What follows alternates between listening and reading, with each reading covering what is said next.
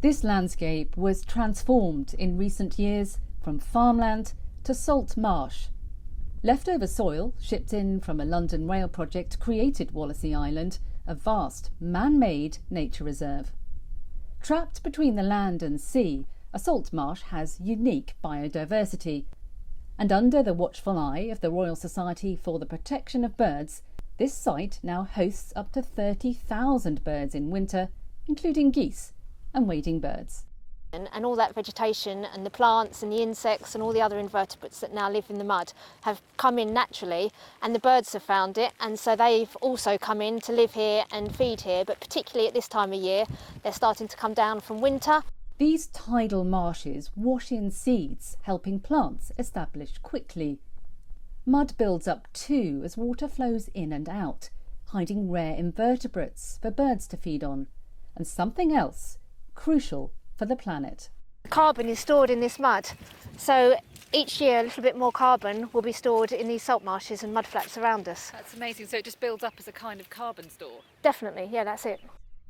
Researchers are still exploring the full potential of these mudflats, but initial studies show they could lock in thousands of tonnes of carbon in just a few years.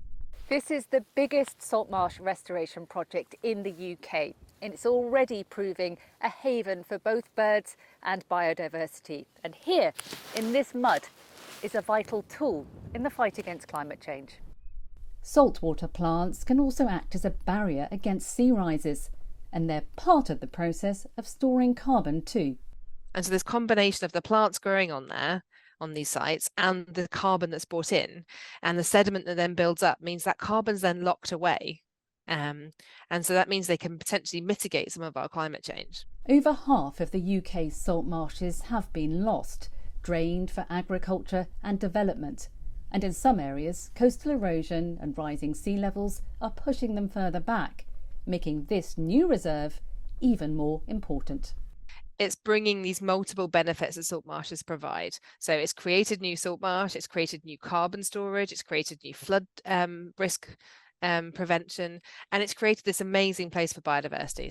The sea barrier here should shelter these salt marshes from any future storm surges, protecting the varied habitats like lagoons with islands made for nesting birds. This reserve is living proof that nature can recover given the chance. The aim now is to create more areas just like it. Kitty Logan, CGTN, Essex.